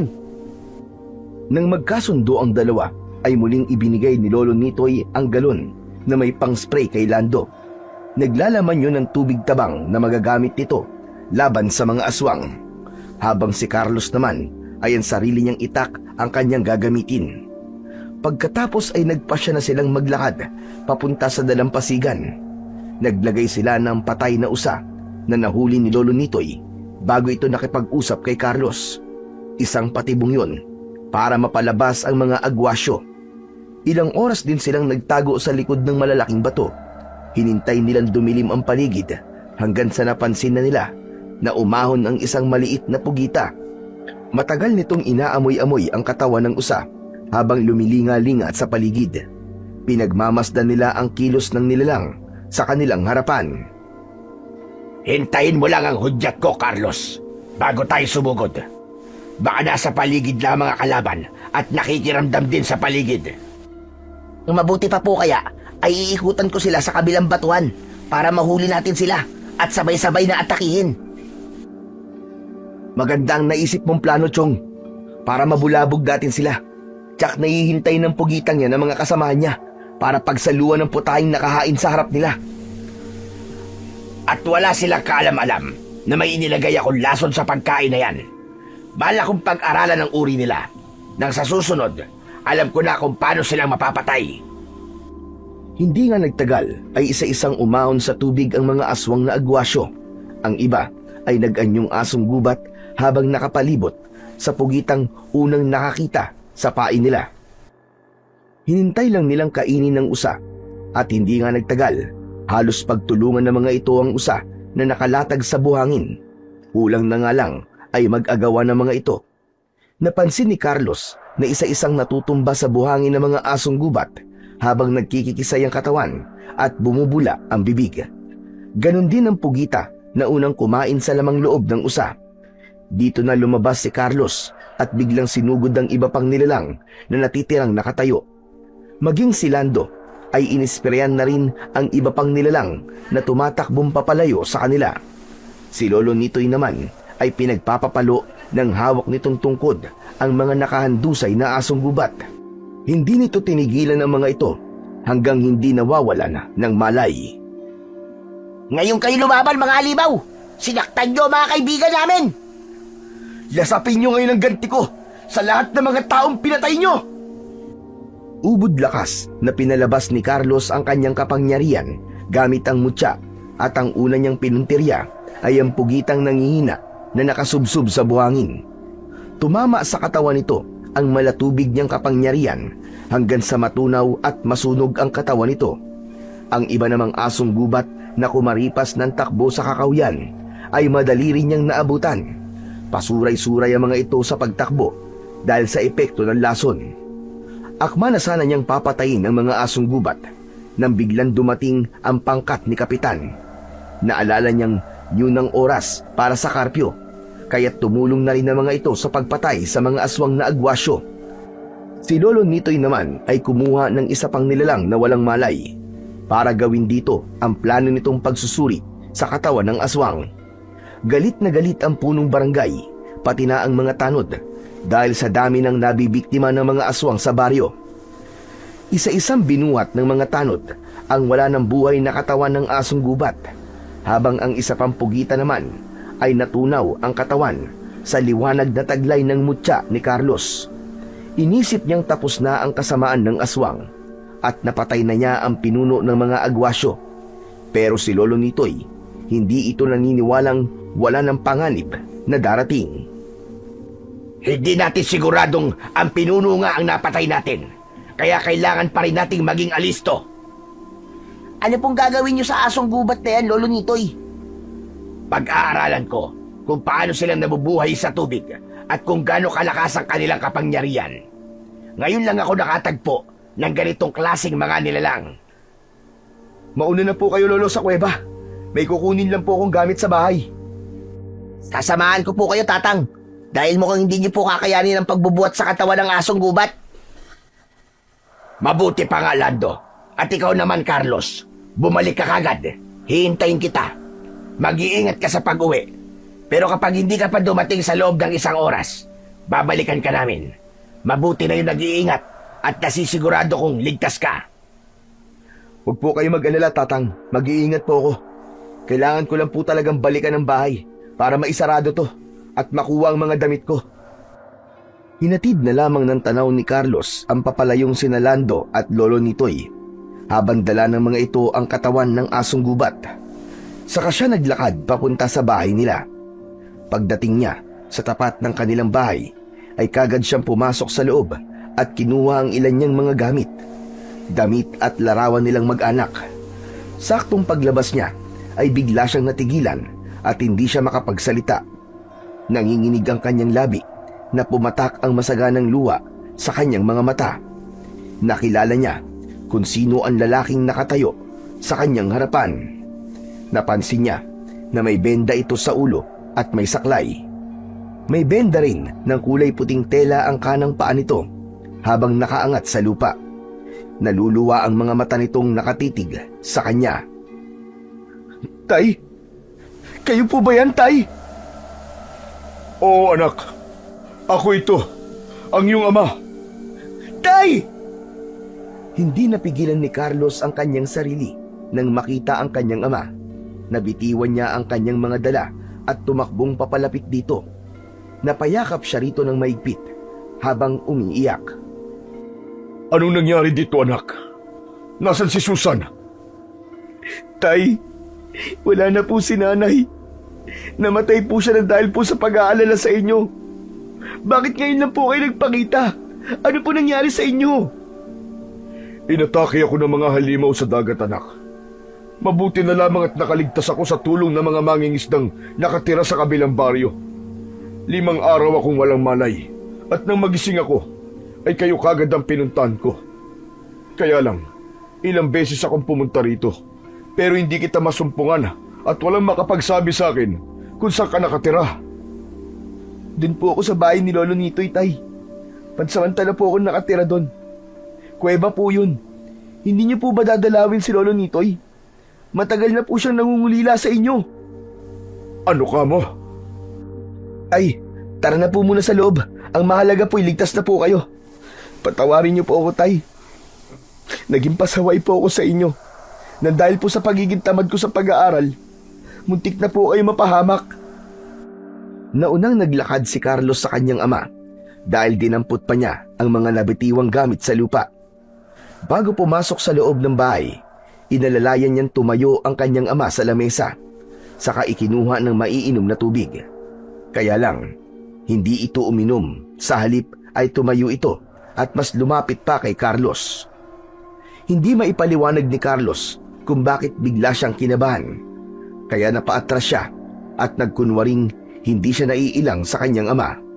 Pasimple niyang itinago ang kanyang mutya sa kanyang bulsa, saka kinausap si Mang Greg. Tay, inumin na po muna niyo yung tubig na nasa lamesa. Kumusta na po pala ang sugat niyo? Maayos na ako.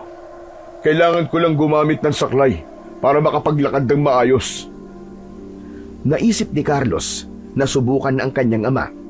Bigla niyang naamoy ang malansang singaw sa katawan nito. Inisip na lamang niya na baka dahil sa sugat nito, kaya ganun ang amoy ng kanyang ama.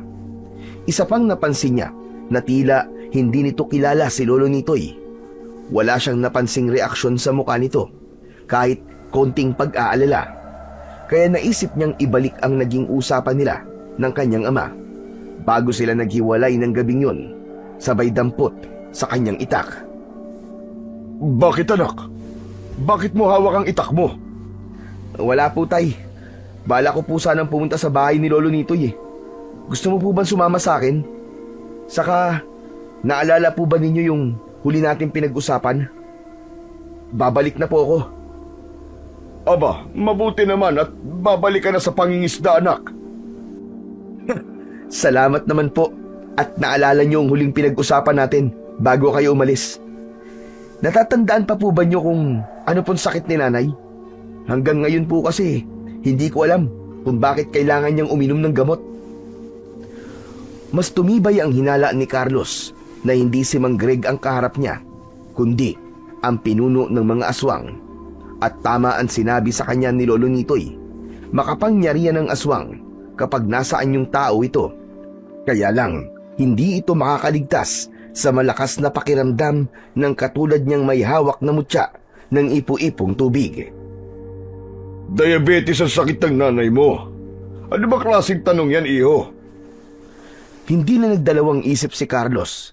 Kaagad niyang tinaga ng kanyang itak ang braso nito. Bumaon ng talim sa laman nito, kaya't napasigaw ito ng malakas nang dahil sa labis na sakit. Hayop ka! Hindi mo ako may isang halimaw ka! Hindi diabetes ang sakit ng nanay ko, kundi malubhang sakit sa baga. At ang matandang paulit-ulit kong binabanggit sa iyo kanina ay ang matagal nang hindi nakikita ng aking ama. Pinatay mo ang tatay ko, kaya hindi kita papatawarin na hayop ka! Pagsisisihan mong ginawa mong ito sa akin, papatayin kita! Ito na rin ang katapusan mong aswang ka! Hinding-hindi ko hahayaang magtagumpay ka. Patutunayan ko sa'yo na hindi kailanman mananalo ang kasamaan laban sa kabutihan.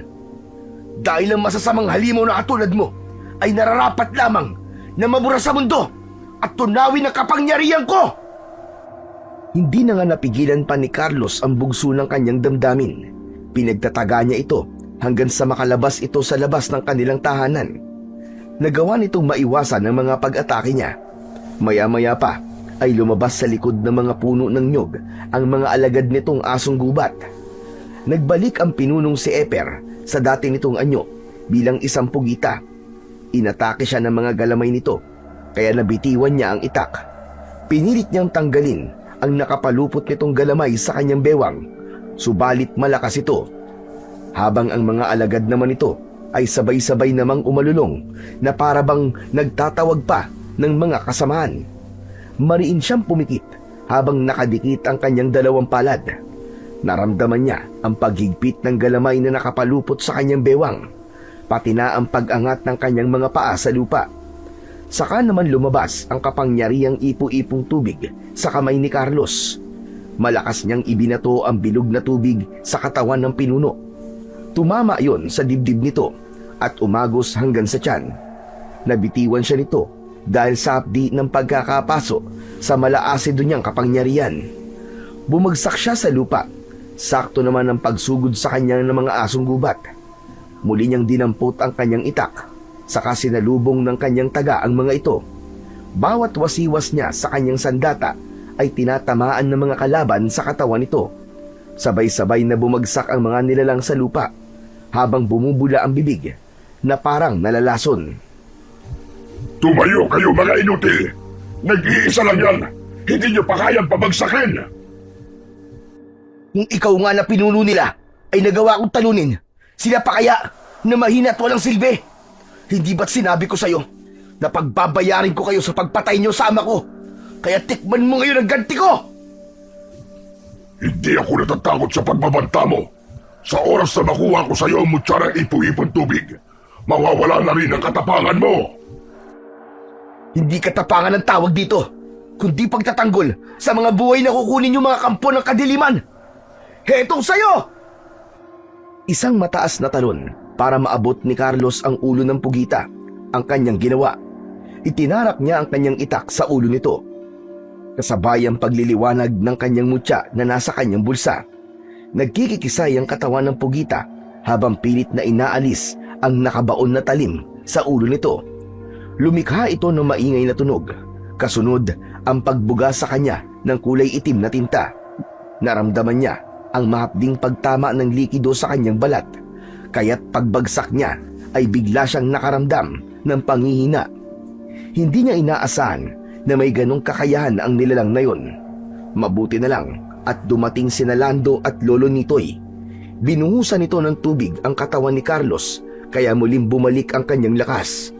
Muli niyang tinaga ang nagwawalang pugita dahil hindi nito mabunot ang talim sa ulo nito. Habang sina Lolo Nitoy at Lando naman ay hinarap ang mga alagad ng pinuno ng aswang na agwasyo. Pinagdikit ni Carlos ang kanyang dalawang palad at umusal ng malakas na orasyong itinuro sa kanya ni Lolo Nitoy. Lumiwanag ang mga kamay niya at lumabas ang malaipo-ipong tubig na liwanag sa kanyang mutya. Sa kanya itinutok sa kalaban, sabay bitaw ng malatubig na liwanag. Kitang-kita niya ang pagbalot ng liwanag sa katawan ng nilalang at gano'n na lamang ang sigaw nito nang unti-unti itong nilulusaw ng kanyang kapangyarihan. Maging ang natitirang mga asong gubat ay pinatamaan din niya ng kanyang kapangyarihang tubig. Lahat ay bumagsak sa lupa habang nagkikikisay ang katawan. Ilang minuto lang ang lumipas ay naging maputing likido ang mga ito habang umuusok. Saka lang naramdaman ni Carlos ang panghihina ng kanyang katawan. Naramdaman niyang nahawakan kagad siya ni Lando. Tong, ang galing mo talaga. Sige, maupo ka na muna rito sa bato. Ano ba nangyari? Munti ka nang mapatay ng pinuno ng agwasyo ah. Mabuti na lamang at biglang kinabahan si Lolo Nitoy. Kaya't bumalik kami rito. Anak ng... Bakit hindi mo naman sinabing totoo mo palang lolo si Lolo Nitoy? Akala ko ba magkaibigan tayo? Ikaw naman oh, mapaglihim ka masyado eh. Chong, kailan ko lang din nalaman eh. Pasensya ka na at maraming salamat din sa tulong mo. Wala yun. Ang mahalaga, wala namang gugulo sa baryo natin. Napatay mo na ang kanilang pinuno. Tama ka. Ang lintik na yan. Muntik pa akong maisahan. Ginaya ba naman ang mukha ng tatay ko? Mabuti na lang talaga at kahit hindi siya nararamdaman ng aking mutya, ay nalaman kong hindi siya ang ama ko dahil hindi ko naramdaman ang lukso ng dugo sa kanya. Isa pa yung mga tanong ko. Hindi niya nasagot. Kaya yun, pinatikim ko talaga siya ng galit ko. Kaya katulad na nasabi ko sa'yo, matatalino sila, kaya mahirap silang mahuli. Mabuti na lang at mas tuso ka pala sa kanya, kaya napatay mo siya. Ginamit mo ang iyong puso at isip, kaya hindi siya nakalusot sa'yo. O ano na ngayon ang plano niyong dalawa? Sa ngayon po, bibisitahin namin sina Magno at Tado sa ospital. Baka magtampo ang mga yun sa amin eh. Abay, kailangan kasama ako. Gusto ko rin magpasalamat sa dalawang yon dahil sa pagtulong nila sa'yo ng mga panahon na nagluluksa ka. Kaya simulan na natin maglinis ng katawan. Hindi na ako makapaghintay na hindi ibalita sa kanila na tayo nakapatay sa mga aswang na agwasyo. Kinabukasan sila nagpunta ng ospital para bisitahin ang kanilang mga kaibigan. Nagkataon na malapit nang ma-discharge ang dalawa, kaya't tuwang-tuwa ang mga ito nang makita sila. May harang lang yun ng telang kortina sa bawat kama, kaya madali sa kanila ang mahanap ang mga ito. O paano? Sino ang bibili ng alak kapag nakalabas na kayo? Libre nyo ha? Tumigil na nga kayo sa pag-inom-inom ng alak. Mga bata pa kayo eh. Pag-aaral na muna ang asikasuhin ninyo. Mga Chong, narinig niyo sinabi ni Lolo Nitoy. Tama naman siya eh. Panahon na para ituloy ko ang pangarap para sa akin ni tatay, ang magpatuloy sa pag-aaral. Pagkasabi ni Carlos nun, ay bigla silang nakarinig ng mahihinang ungol sa kabilang kama. Pamilyar yun sa kanya, kaya't bumilis ang tibok ng kanyang puso. Hinawi ni Carlos ang kortinang nakaharang sa kabilang kama at nagulat siya nang makilala kung sino ang taong nakahiga roon. Ang kanyang ama. Nakangiti itong nakatingin sa kanya na para bang masaya ito sa narinig na sinabi niya, Tay? Tay? Ako nga anak. Nagising ako sa boses mo. Pati na sa pangako mo magpapatuloy ka sa pag-aaral. Paano ako nakaligtas?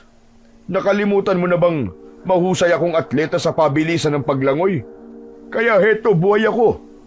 Nakaligtas ako sa pag-atake ng malaking pugita.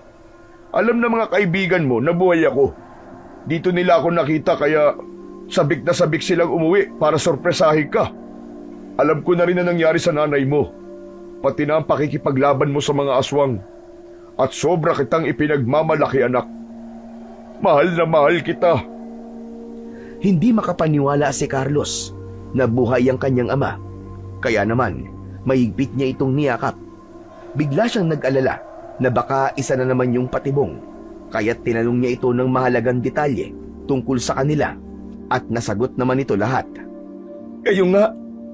Kayo nga po tatay ko. Maraming salamat sa Diyos at buhay po kayo. Siya nga pala, tay. May kasama po ako ngayon. Sana po ay mapatawad niyo na po siya. Matagal po niyang sinisisi ang kanyang sarili sa mga nangyari po sa inyo. Lumayo siya sa pagkakayakap niya sa kanyang ama at hinila ang kamay ni Lolo Nitoy. Kitang-kita niya ang mga luwa sa mga mata ng matanda nang bigla itong lumapit kay Mang Greg. Humagulgol ng iyak ang kanyang ama at humingi ng tawad dito. Kasunod ang pagpapasalamat sa pagtulong ni Lolo Nitoy sa kanya. Tay, patawarin niyo po ako sa nagawa ko. Kalimutan na natin yon, Greg. Mahalaga ay muli tayong magkakasama. Pambihira naman, Carlos, oh. Akala namin drama lang sa radyo namin maririnig ang mga ganitong eksena. Aba pati pala sa personal. Kaya nga sobra ako nagpapasalamat sa inyo mga tiyong eh. Lalong-lalo na sa inyong dalawa, Tado, Magno. Hindi niyo ako iniwan. Pinatunayan yung totoo kayong mga kaibigan. Aba, dapat lang pala nating ipagdiwang ang pagiging magkakaibigan natin. Pero dapat, kasama na natin sa inuman si Mang Greg at Lolo Nitoy. Hindi nakapagpigil si Lolo Nitoy sa labis na tuwa at nakutusan ito si Lando sa ulo. Napuno ng masasayang kwentuhan, tawanan ang loob ng ospital para sa magkakaibigan. At muling nagkasama ang kanyang ama at si Lolo Nitoy. Muli nilang pinunan ang mga panahon na nagkahiwalay sila ng matagal. Halos wala silang sinayang na oras na masayang nagkikwentuhan sa kanilang dating tambayan na kubo. Madalas silang makitang nagtatawanan sa loob ng kubo. Walang alak, kundi nagbubuklat sila ng mga aklat. Nagbago silang lahat at nagkaroon ng direksyon ang mga buhay. Lahat sila ay nagpatuloy sa pag-aaral. Magmula rin nang mapatay ni Carlos ang pinuno ng aswang, ay bumalik na ang kapayapaan at katahimikan sa baryo ng Palipay. Ang asong gubat naman na sinuri ni Lolo Nitoy ay tuluyan na nitong ibinaon sa lupa upang wala nang maiwang bakas ng mga aswang na agwasyo. Sa ngayon ay hawak pa rin ni Carlos ang mutya ng ipo-ipong tubig habang tumutulong sa panggagamot ni Lolo Nitoy sa mga taong may malulubhang karamdaman. Madalas din niyang bisitahin ang puntod ng kanyang ina kasama ang kanyang ama.